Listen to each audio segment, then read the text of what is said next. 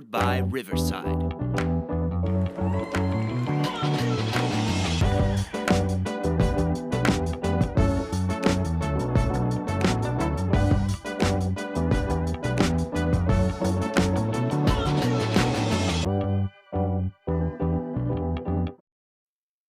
Hi, everyone. Thanks for joining us for another episode of Leadership Bites podcast, where we share inspiring and empowering stories of both current and emerging women leaders across diverse career stages, industries, and backgrounds. Today, I am pleased to welcome our special guest, Alison Heron. Alison and I go way back to when I first worked for her years ago as a membership manager in a nonprofit association, and we're fast forwarding 10 years now. And she's joining me on our podcast to share her leadership journey. Alison has about 30 years of experience in the association management industry, and she currently serves as Chief Executive Officer at the Association for Child Life Professionals, or ACLP, which is a nonprofit association in Falls Church, Virginia. And they have a membership of close to 7,000 child life professionals. And Alison leads a staff of 12 association management professionals there. And she partners with her board of directors to move the mission and strategic goals of the association forward. So we're really excited to have her with us today. Thank you for joining us, Alison. Thank you for inviting me, Camille. Glad to be here. Awesome. All right, so let's dive in. How did you get your start in associations? What attracted you to the industry? As you said, I've been in associations for almost 30 years. My first association experience was serving as an admin for a two-person office in DC. So that was my very first journey into the association space. And you spent many years of your career as a strategic leader in the area of membership development. And you and I joke a lot about this. It used to be that back in the day when you described that you worked in membership for someone who wasn't in the not-for-profit industry, they didn't know what we were talking about. but now with, companies like Amazon and Netflix and other really large for-profit companies borrowing from the association industry and creating membership models and membership structures of their own, having a membership development background has really become an asset, not just in the nonprofit space, but also in the for-profit space as well. So what I'm curious about is, has having that background helped you as a CEO?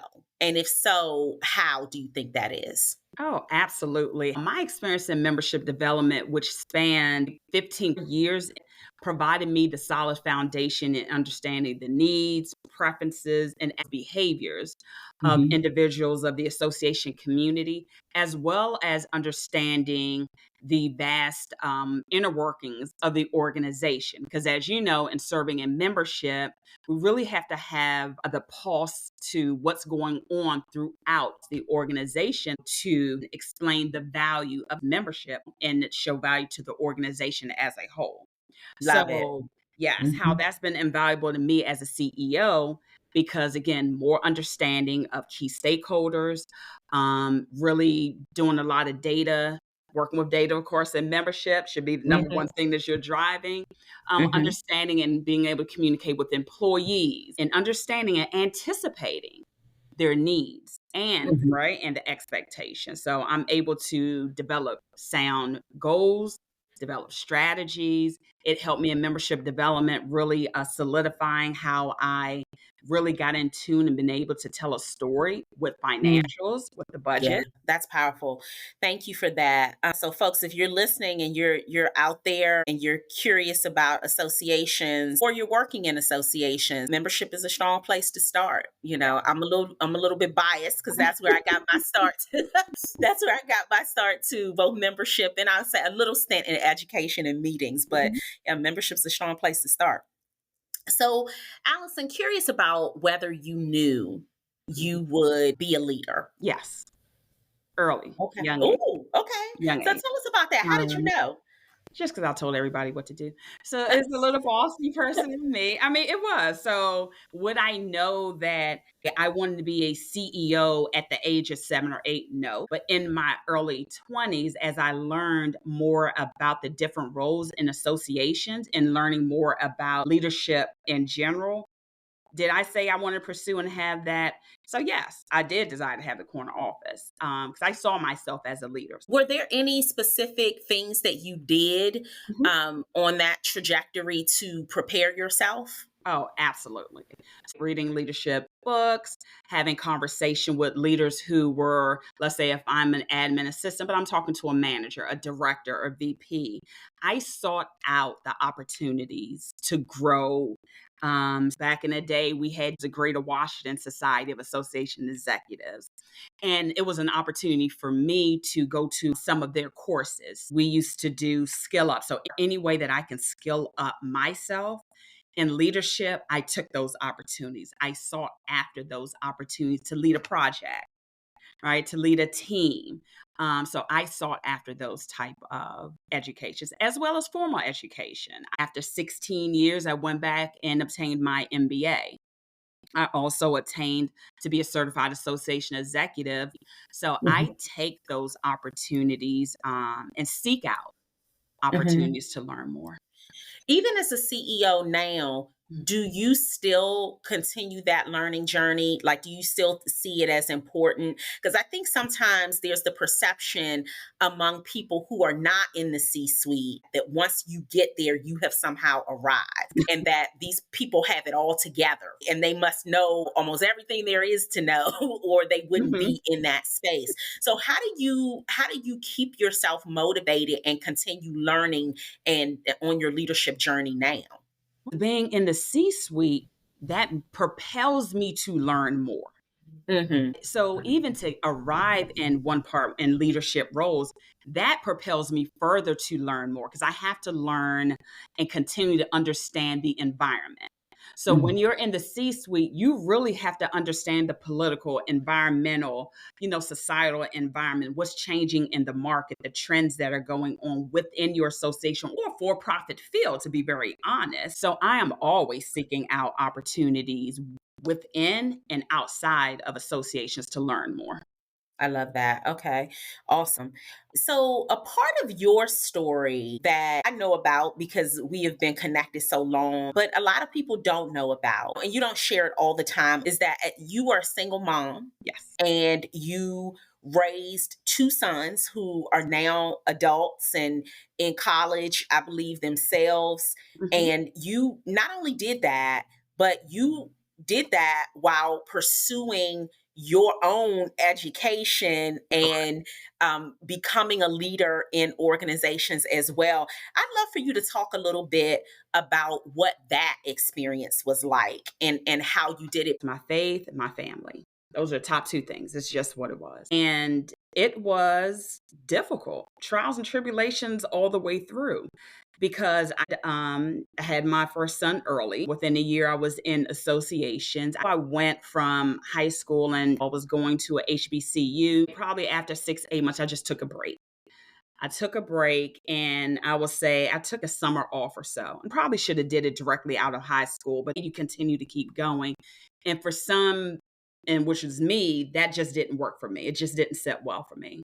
So as I was going through and working my jobs, I knew I was going to go back to school and finish my degree, but it just wasn't directly out of high school. So, yes, I had a young child. I think by the time I finished my bachelor's degree, my son was maybe 5 or 6 years old. But I still was an active mom because I would attend the daycare Mhm. functions and go out for school. My MBA, I just graduated with my MBA in 2019. I started that journey, I want to say in 2003.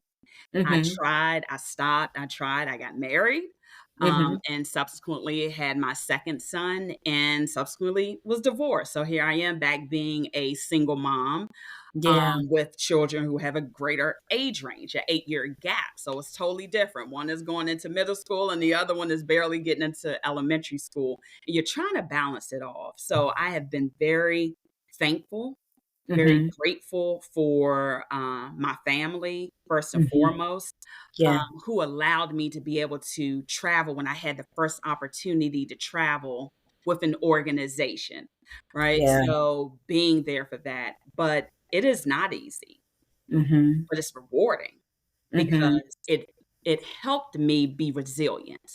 Yeah. Right, I had Yes. no choice, even though I had family, it was my responsibility, so I had no choice but to push through and survive.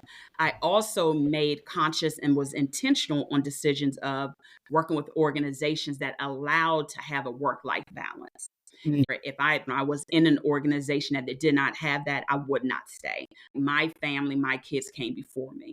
So, my journey to my MBA was deferred, Mhm. not denied. And again, I knew I was gonna always go and get my MBA. Like, those were dreams that I had very early on to have my bachelor's degree. So I wanted to pursue an MBA to make sure that I had the skills, the Mhm. knowledge to be able to toggle if I was gonna stay within nonprofit or then go into for-profit industries. And I Mm, knew okay. MBA would, serve me well in both genres, in both Right. So options, giving yourself options. some options Absolutely, you there. have to keep yourself open with options. Love it. Okay. So I want to stay with something you said Mhm. because lots of leaders are talking about this now, and it's become an emerging topic in workforce, talking Mhm. about flexibility in Yeah. the work environment. And there has been a big tug of war, I think, not just in not-for-profit communities, but also in the for-profit communities. We read about these stories in Harvard Business Review, Forbes, all these other publications about this struggle between C-suite leaders and employees with the return to work. And you mentioned flexibility.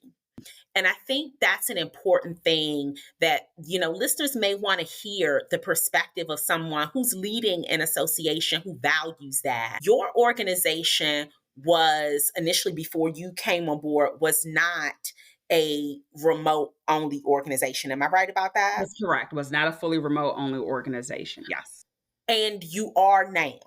We Is are that going yes, we are basically that now. So, in recent times so we had a building, we had a place in Virginia, and mm-hmm, as I took on the CEO role, the organization was in the midst of moving to another place within Virginia, but mm-hmm, we started hiring individuals outside of, the DMV area. So we probably have about 5 of us now that mm-hmm, continue to work, but post-COVID, individuals were going back. I was like, well, what does that mean? Do we have to come in 2 days out of the week, 3 days? Are we going back for the full 5 schedule? And for me, it worked well. Like, I didn't have issues in business not getting done and work not getting done. So why would I, to me, I will say this word, force, yeah, the staff to go back, and how's the equity going to be set up? So everyone in the DMV area has to go in mm-hmm, when you're hiring outside of the organization and they're not reporting in. So is equity going in? And what I loved about my team, my staff, was they knew when to go in. They would tell us, "Hey, I'm going in." This, and sometimes I would say, "Hey, you're going in. I'm going to go in too, just to spend some time." Right? right, So it's being also intentional. Having a fully remote environment starts at the top to where you're going to be intentional in the connections. yeah, Intentional in the connection. So I have someone who is in Georgia, but the individual she's managing is in Wisconsin or Michigan or Chicago. It is, to me, as long as you start really learning how to value the flexibility. And something we instituted last year was summer Fridays, right? mm-hmm, So yeah, that the remote work environment allows you to see beyond just the space or the area, the mm, geographical location that you're living in, and just finding the talent outside of the DMV area has been excellent, excellent. wow. That's a really good point. And some I ask a question because what we frequently hear, and again, this has been a big leadership a topic among leaders and workforce. So I Mhm. think this is, timely that we're discussing this. One of the big pushbacks you hear is about culture. and concerns about keeping people connected and things. So, how are you managing that with your organization? You mentioned being intentional. How do you keep everybody connected? How's that been working for you all? So it's been working for us. And again, starting with the directors. So I need to give them their props, starting with the directors and make sure we're doing weekly check ins. But we have check ins as staff too. So maybe once a quarter, we're starting to do, maybe it's just a fun game time. You know, we close the office down, maybe it's 3 p.m. There's a product out there called Let's Roam. And we've done Mhm. Family Feud, right? So we're competitive too, and I'm loving it because we're competitive as well. So we've done that like Family Feud, and maybe we can do a scavenger hunt. And again, we're not a large association. We're now, thankfully, going to be at 14 soon. Mhm. And we have a small group say, okay, we're doing this. We have happy hour. In our Okay. happy hour chat, we use a Slack. So during our happy hour chat, everyone's coming in talking about what they've done over the weekend, right? Okay. Before we start every staff meeting, we're talking about gratitude. So we're Mhm. giving gratitude, right? And we're giving, hey, do we want to have any? We're sharing. So Mhm. that's starting and ending every staff meeting that we do. So it's Yeah. keeping us connected as much as we can. But again, it's all of us having to be intentional. There are times where I was like, God, I haven't spoke to this person in a while. And I'll just ping, hey, want to jump on for a call? And it's not like, ooh, is something wrong? No, it was almost just checking in, see how everything's going. So we Yeah. utilize technology. Mhm. And Mhm. again, we are intentional Yeah. about really checking in and coming together as staff. And I'll say this one last point. Prior to or right post COVID, it's like, well, staff is only meeting at the annual conference. For those who are outside of the DMV area and for those that are inside of the DMV area, they're only meeting at the annual conference. So my COO and I, we say, we should do a staff retreat. So we do Love a it. small staff retreat in person. Mhm. Staff comes together and we did second one and we're continuing for 2024 as well. So that gives another touch point of an in-person touch point for staff to come together.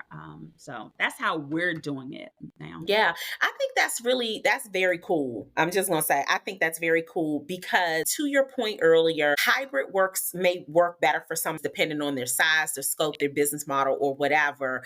But I think, you bring two key issues to the forefront. One is equity. Right. And organizations needing to be intentional in equity and making sure that exists across their policies. But then the second piece is intentionality.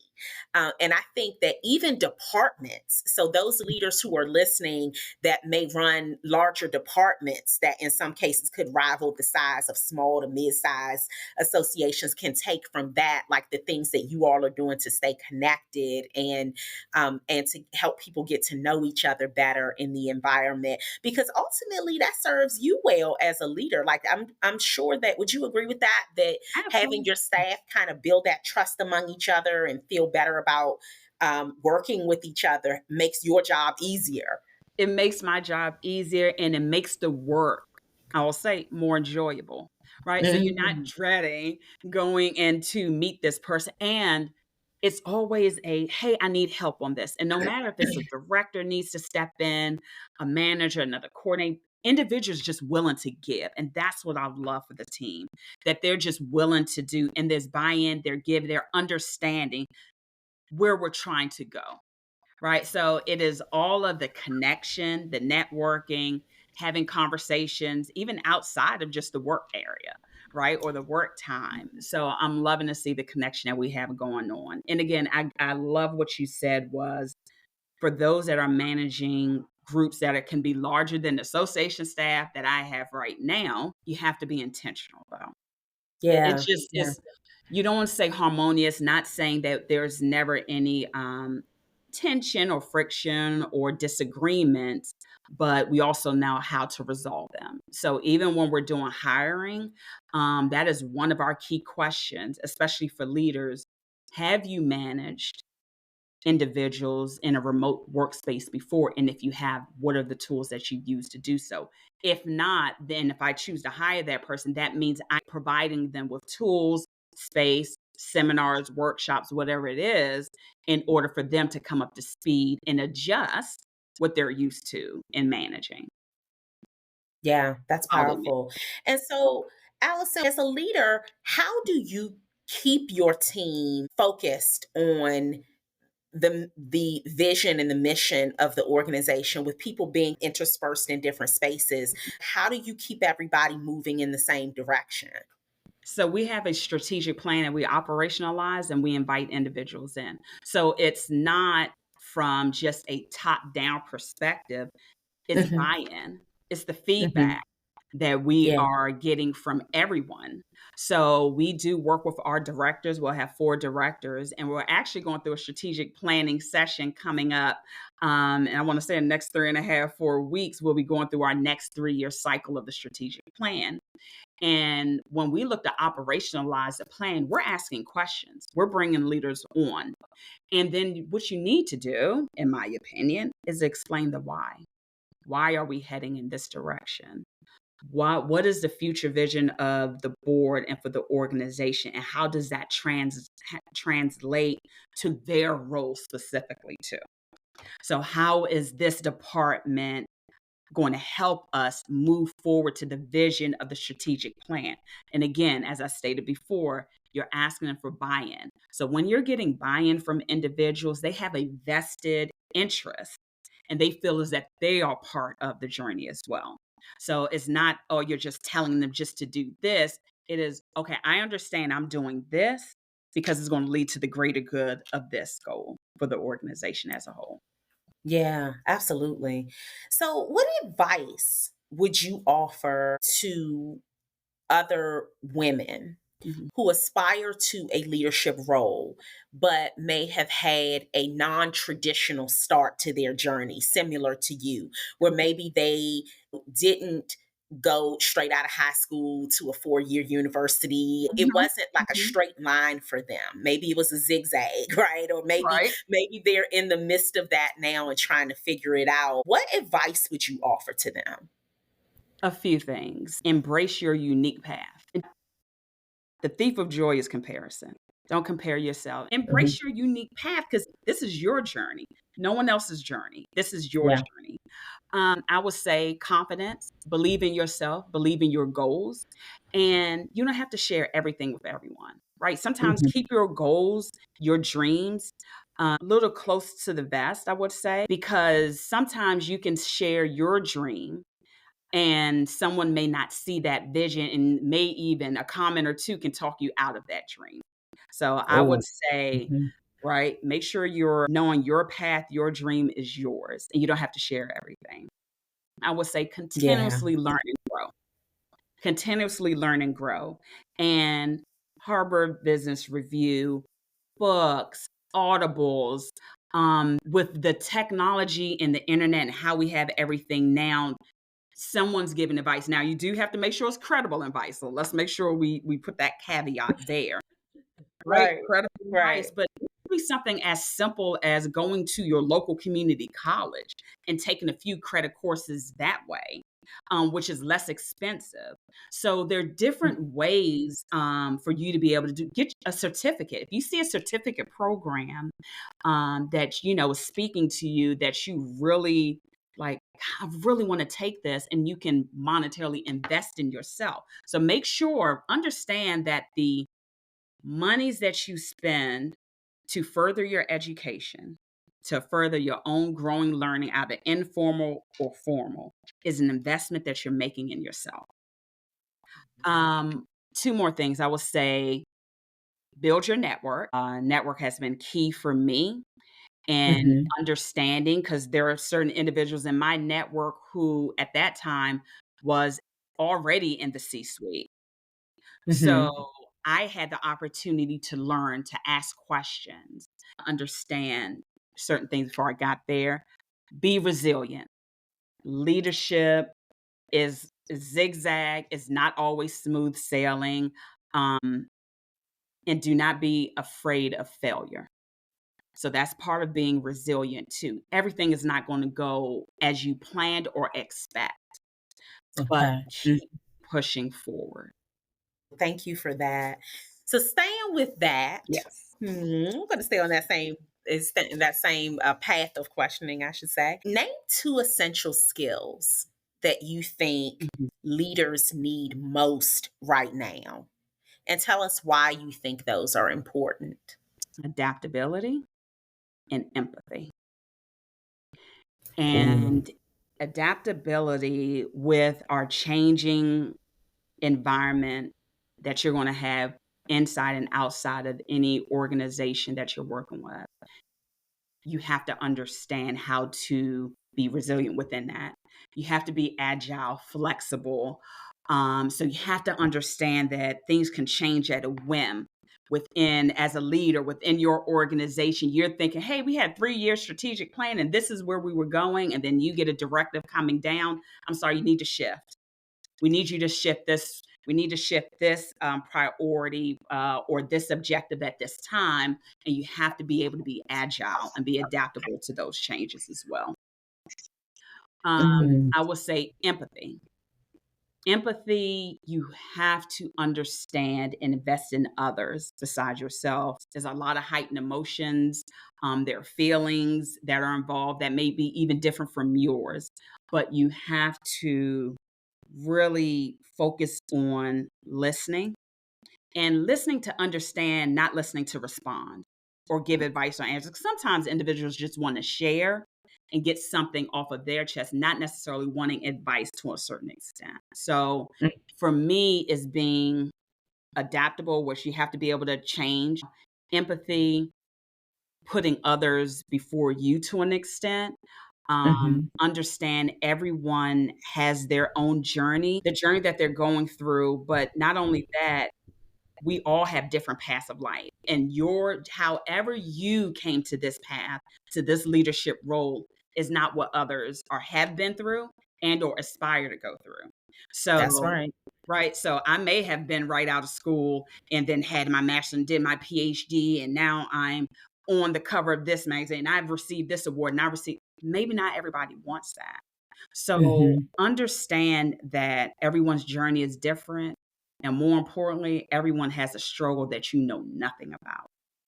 We spend a lot of time with individuals whom we work with on a daily basis, Yeah. but you don't know when individuals are clocking out what they also have to handle at home. Individuals, a lot Yeah. of didn't know that I was a single parent or I was going through a divorce. I'm trying to buy my first house, or this happened and that happened, because I'm not showing it. Yeah. But you just don't know. So just be kind, be aware, Yeah. be Yeah. empathetic. That's such great advice. So, how do you stay balanced if you feel balanced? Yes.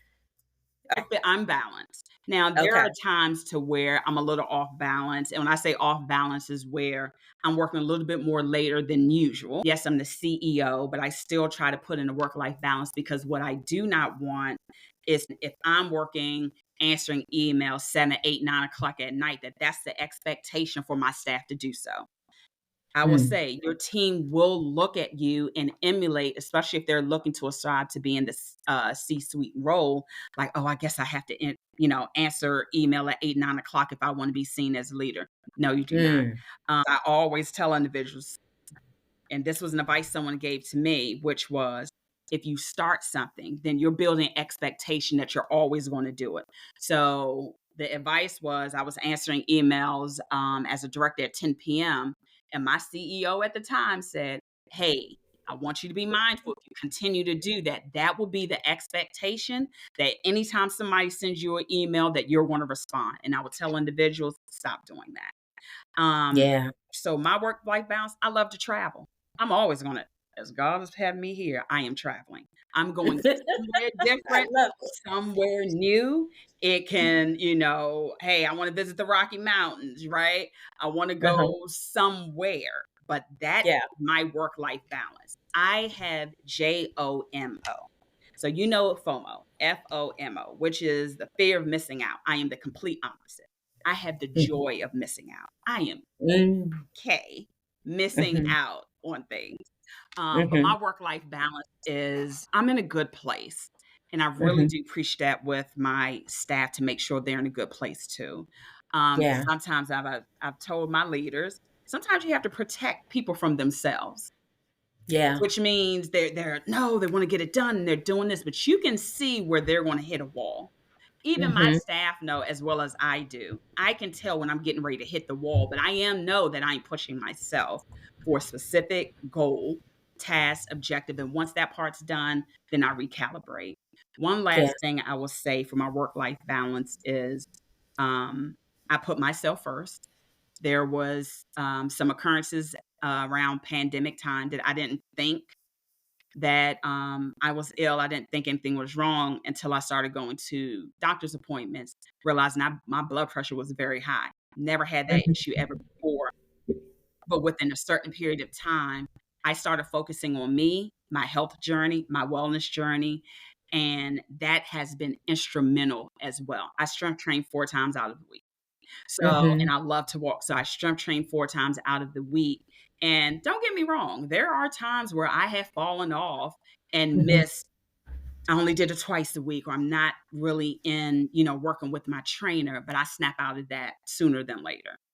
Yeah. So a job does not make you miss training. It's a decision that I made to do so. I cannot blame a job and or Mhm. position or the work because I have to put me first. Because if I'm not Yeah. here, then what?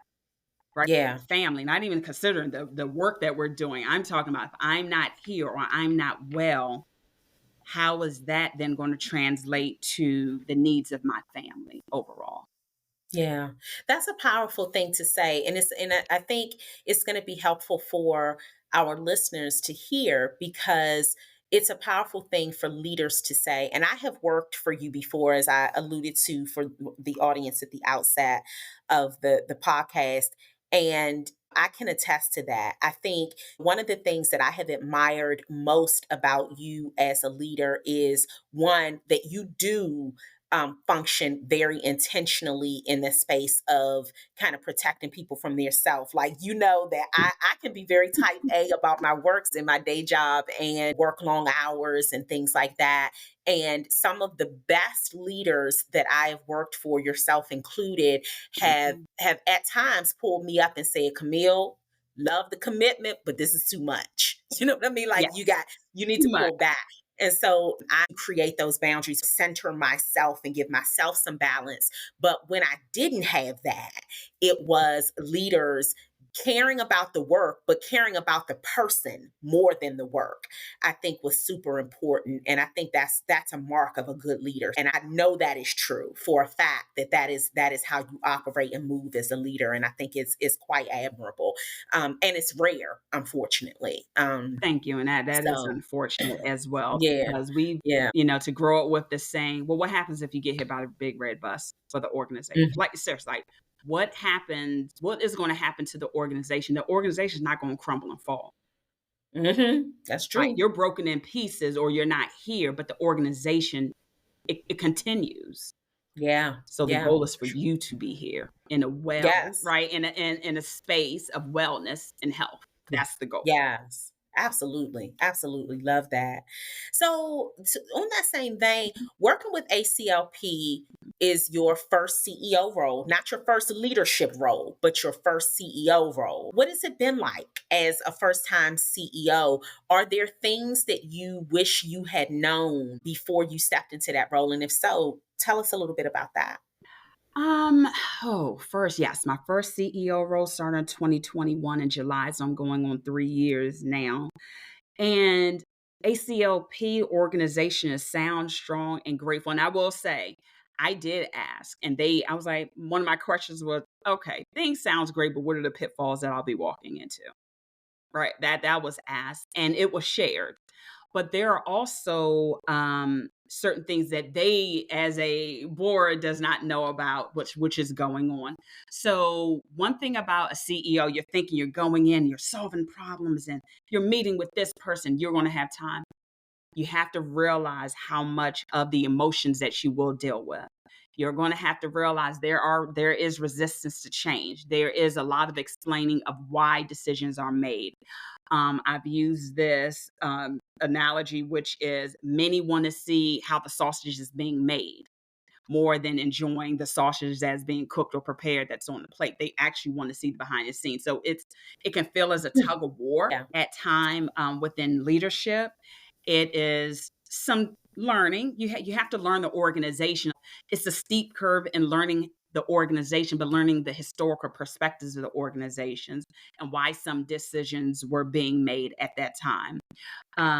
So for me, as a leader coming in as a CEO, it is focused on a lot of my time during the Mhm. day is you're solving problems left and right. Yeah. And it's on the go. It's a phone call, it's an email, it's assistant.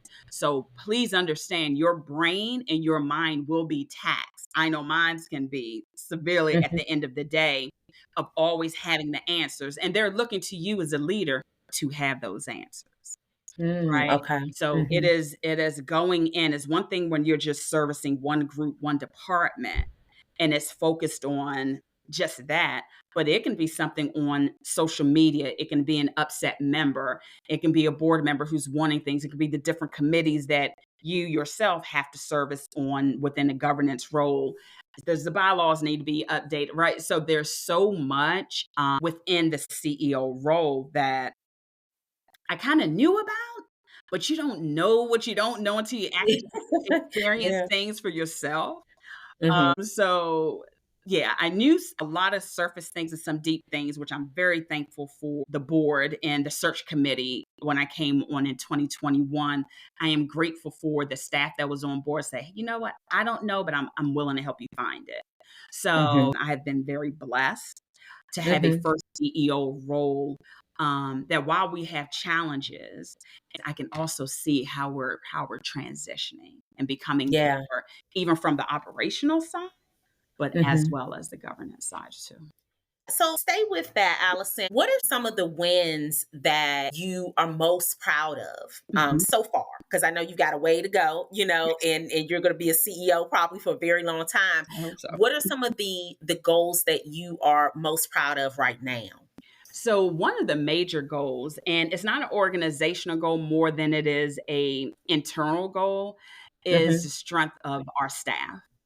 Right. Mhm. So coming in as a leader, you have individual top, they left. So one of the biggest challenges where you had leaders that left because they weren't sure how you were going to be as a Mhm. leader. So individuals decide to move on who had been there more long tenure, had been moved on. The leaders that Mhm. I have now, the staff that we're coalescing, putting together now as a unit, I'm feeling it as Mhm. being really one good unit. So I'm really proud about that. I am Mhm. proud about how we're moving forward in our strategic plan. So the 2022 to 2024 strategic plan, I mean, there are maybe one or two things of the operationalized plan that we put a stop to, but other than that, we are accomplishing what we set out to do. I am proud of the work the organization has continued to do with diversity, equity, and inclusion Mhm. internally with the board, staff, our committees, as well as externally.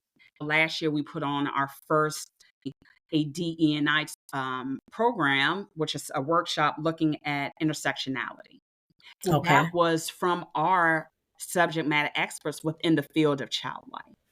So just proud at how we're starting to really come together Mhm. and even during the lowest parts, right? Even during Yeah. some storms, as a Mhm. team, as a staff, as a leadership group, we stayed together to support each other. So I'm very proud. I'm curious from your perspective as a leader, what you think current leaders Mhm. can do to encourage new leaders or maybe people who are already in the field to stay in the field and to stay on that leadership journey. It is one, I think is very important is for individuals to make the decision, yes or no, they want to be a leader. Because some individuals, I'm gonna be very honest, some individuals see I want to say almost like the spotlight or the accolades that leaders receive who are CEOs or C-suite and the recognition that's being received. But they really don't see all of the other things. So for every smile of a picture of a CEO, please understand there may be tissues crying and some very upsetness behind the scenes. But if you really want to be a leader and that's your passion to be a leader, I say embrace it, because whether it's for profit, nonprofit, association, nonprofit, there are going to be challenges across the spectrum. And for me, working in a nonprofit, it's the mission matters to me. The mission matters to me. So, what is your passion? What is your joy? And if you find that joy in nonprofit, I have a staff person that tells me all the time, I love what I'm doing. I I love love the that. work that I am doing.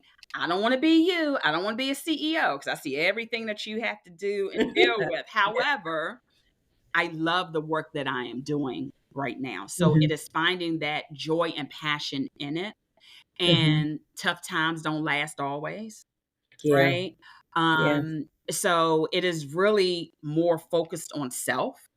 Mhm, And because I'm going to say this, and I hope others have heard it, I know I've heard it and it sticks with me, which is if you live for the applause, you're going to die by the booze.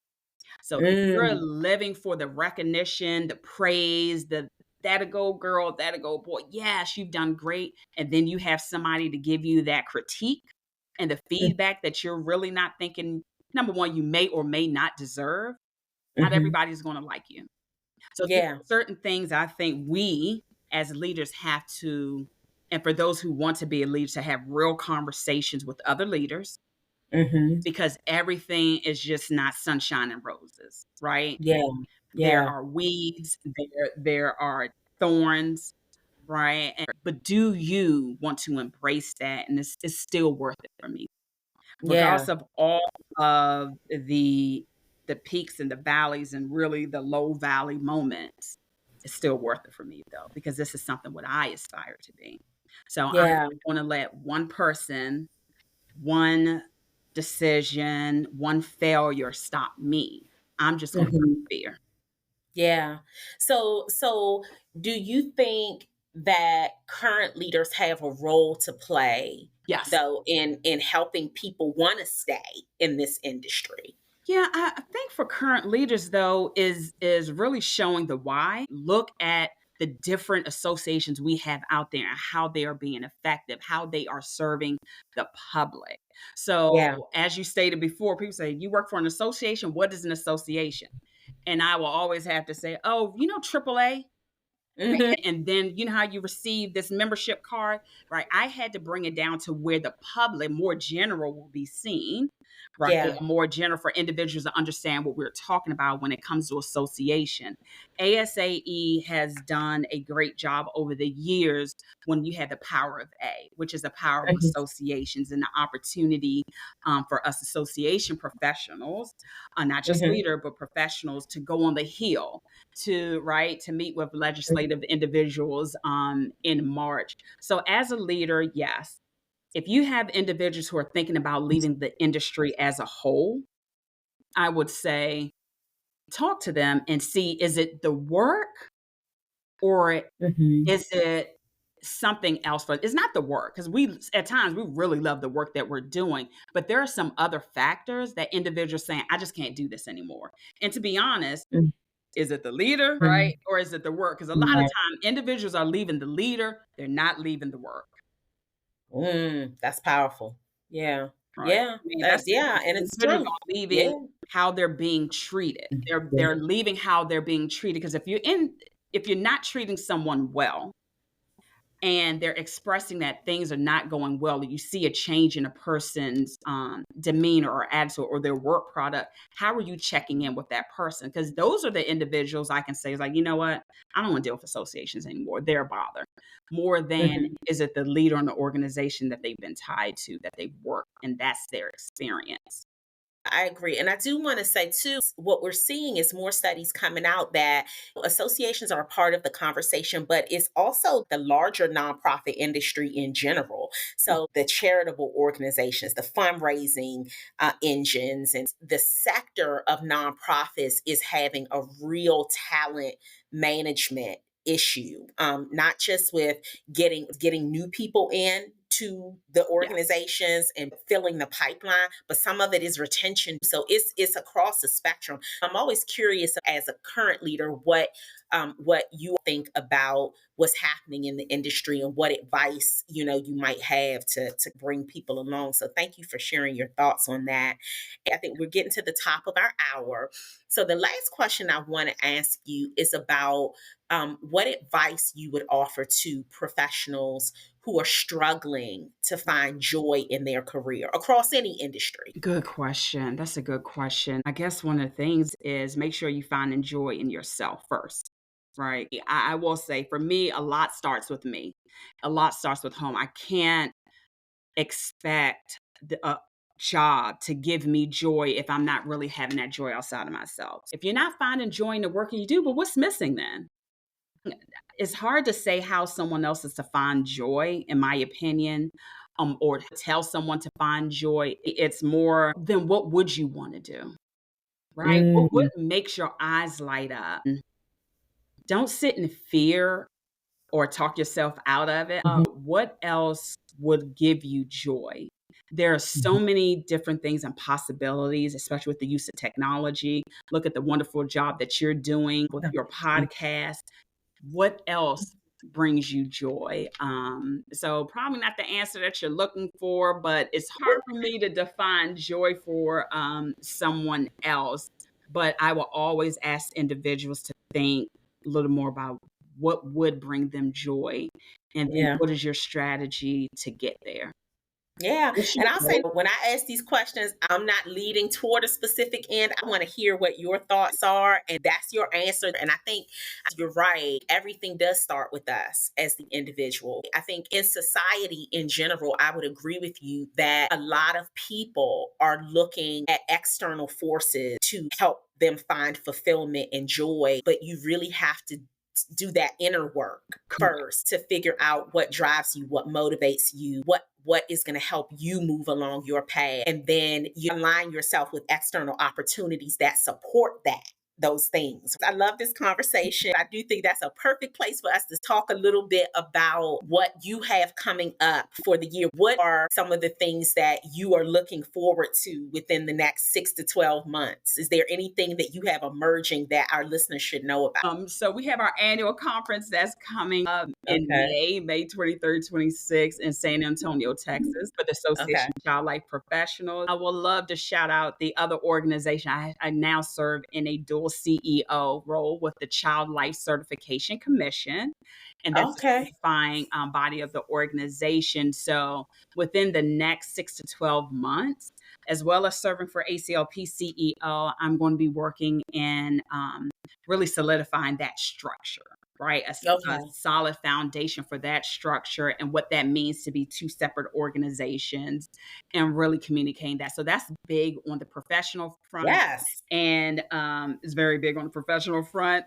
And personal front, again, is where can I go to next, right? So Mhm. in my wheelhouse, my family, mother and father, both from Jamaica. So I am definitely taking myself, my two boys, my oldest son's wife, my sister, my dad, and his wife, like, we're going to Jamaica. So I want to show them more than beaches and sunshine and that. I want to take them to where my family grew up, where my mom grew up, the family Okay. home, to see that there's more than what we see on TV or the cover pages for that, right?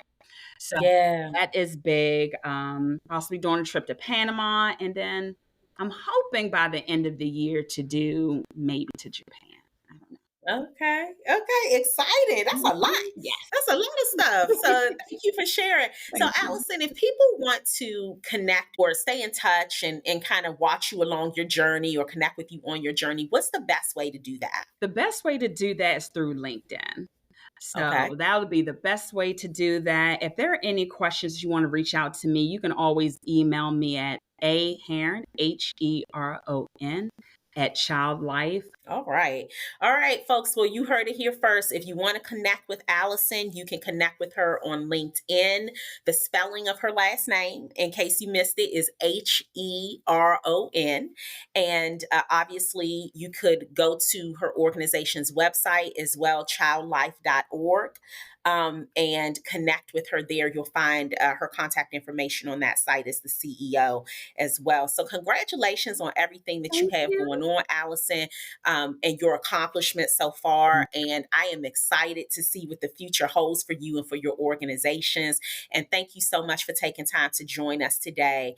And listeners, until next time, and I do just want to mention for the listeners, this is our last episode of our first season. It's been a learning process and a journey, and milestones along the way, but also learning and working through technology hiccups and learning how to be a better interviewer, all these different things. You've done a So great job. yeah, No, you've done a great yeah, so quite a journey for me this year, and I'm excited about it. But we are taking a break between our first and second seasons. So just like your favorite show takes a break, your favorite podcast is going to take a break right. and regroup a little bit, and we'll be back, in several weeks with some new interviews and new guests and lots of exciting things in store for you. So thank you, Alison, for helping us end the season on a strong note. And listeners, we'll see you back in a few weeks. All right. Thank you.